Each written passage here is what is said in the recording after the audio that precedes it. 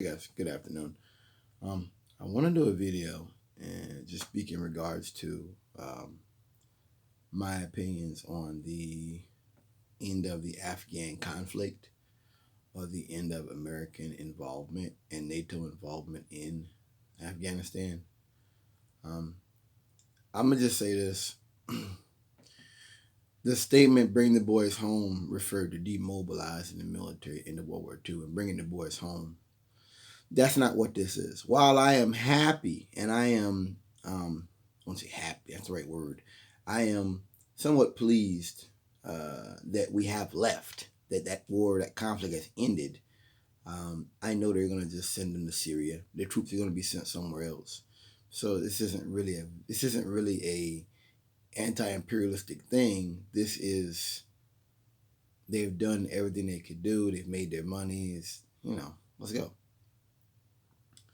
Um, I was um I was 11 years old when September 11th happened. I still remember that day. I think I was in science class when the planes hit, and I kind of remember just people crying and stuff like that. I remember how that was, and we rushed to war. And even then, I kind of understood that, hey, this isn't right. It's important to study like the bonsai stuff in World War II, the type of group hypnosis, group psychology, the group think of this crazed nationalism. As Orwell put it, a nation of fanatics, all screaming the same thing. That it's important to understand what that was in history. To understand the Nazis didn't just come out of nowhere. It's important to understand, why these people were willing to face certain deaths, even in, we'd say, so-called modern times. Um, I want to read an article by RT. You can read it. Um, Failed U.S. war in Afghanistan has sparked a new generation of American anti-individualist, pro-Putin conservatives. I wouldn't say that. I'm not pro-Putin. I think Putin's got some bad stuff in his past. I believe that. Not about Putin. I'm not lionizing him as a man. But there may be times in life that people you maybe don't like say a few things that make sense. And you shouldn't just, because you don't like them or because maybe you don't know them very well. That's not what a man does. You're supposed to judge a tree by its fruit. You're supposed to study. You're supposed to, study to be approved. You're supposed to learn. You know. Um, when they asked Biden about Afghan, he didn't even know why we even got into Afghanistan. He hesitated. He didn't even. You go watch the video. When when they ended they left the Bagram air base in Afghanistan. They left it middle of the night, turned the power off, didn't tell nobody nothing. To me, that really speaks to um, this haphazard, this mission creep of how we've gotten there to where it's like, why are we even here? I don't know. That to me is what that refers to. That's to me what that really shows you, that they didn't even be like, hey man, we're leaving. He just left ammunition, left cars. U.S. abandoned the Bagram airfield after nearly 20 years by shutting off electricity and slipping away in the night without notifying the base's new Afghan commander, who discovered the Americans' departure more than 2 hours after they left. They left behind 3.5 million items, ranging from bottles of water and phones to civilian vehicles, many of which don't have keys to start them. This is important, after almost 2 decades of occupation and no clear military objectives, this haphazard withdrawal from what was the staging point for American and NATO operations in Afghanistan shows that the U.S.-led coalition never had any unified plan in the country. The same could be said of many other countries occupied by the Western military. There was no clear strategy. There never was. But this video isn't about this. This video is about me. This video is about how I see America now. They could do it again. They could lie us into another war like that, and many Americans they'd believe it.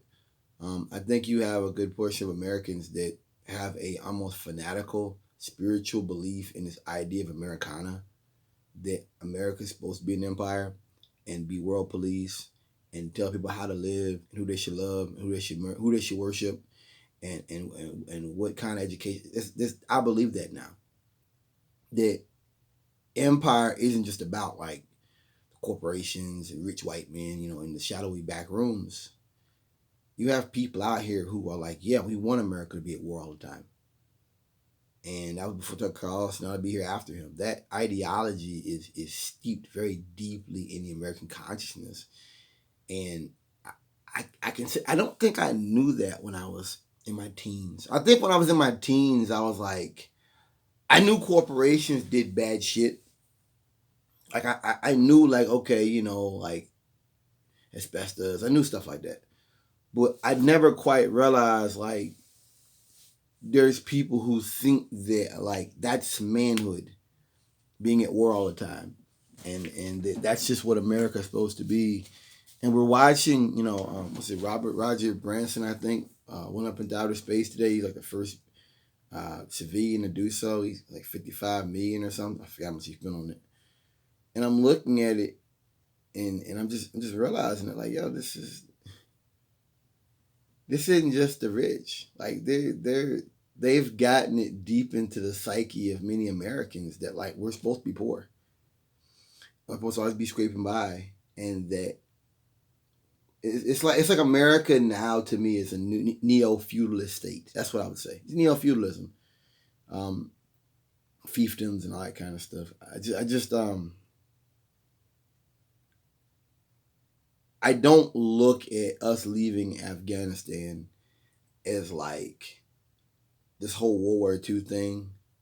I see this as another one. Like, I feel like we're going into a new phase of America of like these secret wars and like paramilitary warfare and like, the stuff the CIA did back in the 50s in Guatemala and a place like that in secret.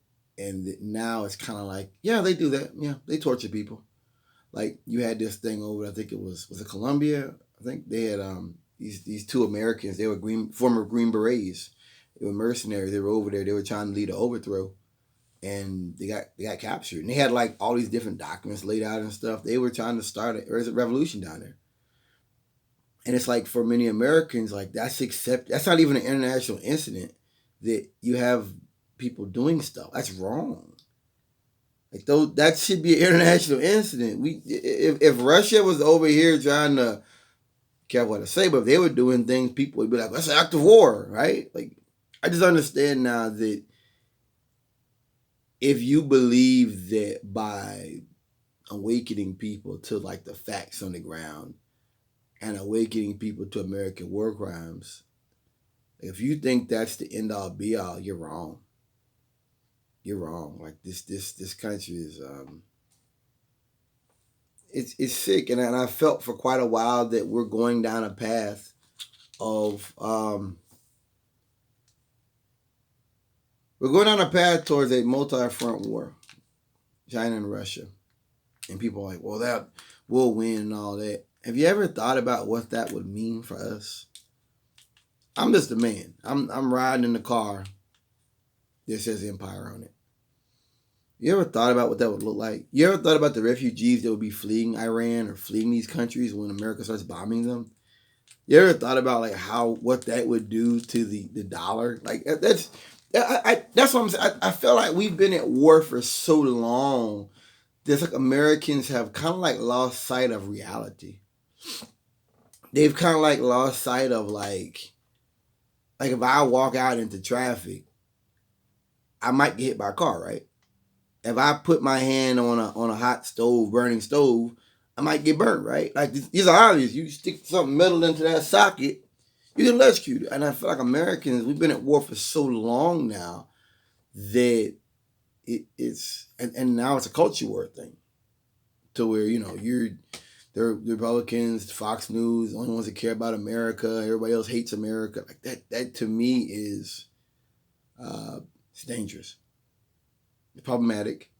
And to anybody that's opposed to empire, that should give you pause. To what's next, what can be done. I just don't feel like. I guess I never really thought about what that would be like when we left Afghanistan, when the war is in. I never really thought about it. Never really occurred. We've been in war for so long. But I guess the hope would have been that we were just left, and I'm looking at the country, look at the Middle East now, the region as a whole is much more unstable. Let me say this. Let me ask this. I might end it here. I was watching Jacobin. They were talking about just kind of a review of the Iraq War and all that kind of stuff. And they talked about the failure of the anti-war movement, the protests.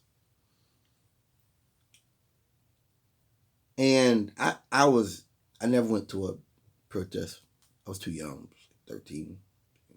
But I remember even then, like being 15 and all that, and I was reading a book called The Case of Impeachment Against George Bush. And I was, my political psyche was kind of just growing to understand that the country is fucked up. And it's not by accident, it's by design. Like things are set up a certain kind of way to go a certain kind of way. And they were talking about how I was a failure. And it hit me that if that's the truth, if millions of people against the war and felt like this and felt like that and protested and all these things, and nothing changed, are we a democracy? I have to ask. Are we true? I mean, I remember someone asking me about the draft when I was younger. And I've heard that since, and I recognize what that is. People who want to know about the draft, those are people who are not political. But they know that if this man wants war, if he wants something and it doesn't go well, he'll just start drafting people. They've done it. And that's where that comes from. Is they're not political, but they know that, hey, I can still be hurt by things I don't care about. Like if I don't care about drug dealing up here. Say there's drug deals up here. I mean, I care about them, but I know that something could happen one night and I could get hit. I could get hurt. My car could get hit by a bullet or something, and then I'm affected. I acknowledge that. Even if I don't care about I don't do drugs, I don't hang around the kind of people, it doesn't matter. I can be touched. I'm not even sure America is really a democracy. Looking back on that, because I hadn't even thought about that. Like there were people that they were out there in Oregon at the military depots trying to block the ammo coming out of the port of Oregon and stuff. I remember that. I remember those videos. I remember the police beating the hell out of them people, and I look back on those people as really as heroes. That was honor. That was I don't know. It just as I said before, I don't really feel like America is a democracy anymore. And the fact that we've been in war for 20 years, and the fact that Joe Biden had to hesitate when they asked him about why did we go in the beginning, it's a little bit depressing. As I said before, they could do it again. I have no hope, no inclination American people are smart enough to. No, they're not. I've said it before. What Snowden did, what Julian Assange did, Chelsea Manning, Valerie Plume, the boys from Knight Rider. These people acted with integrity during a very tumultuous time in American history. But it wasn't worth it. It wasn't worth it. Americans aren't worth it. They're not worth it. And you see now how all those people now are caricatures of what they once were. Julian Assange's in prison. Snowden's living in Russia. He can still be killed. Don't be fooled. CIA can still touch you. Like he said it himself. They can get a gang. They can pay the Yakuza. Get a gang to kill him. They don't have to touch him themselves. These people do. Valerie Plum, they released all her information when she was in her secret assignments. That's what Bush did. Knight Rider. Those guys were newspaper. They released information basically disputing weapons of mass destruction.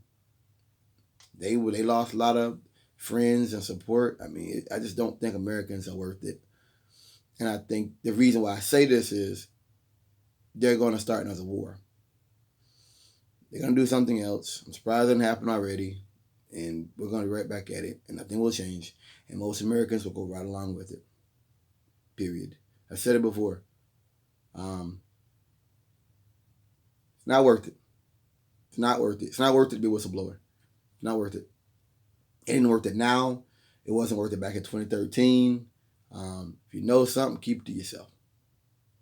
Thanks for listening.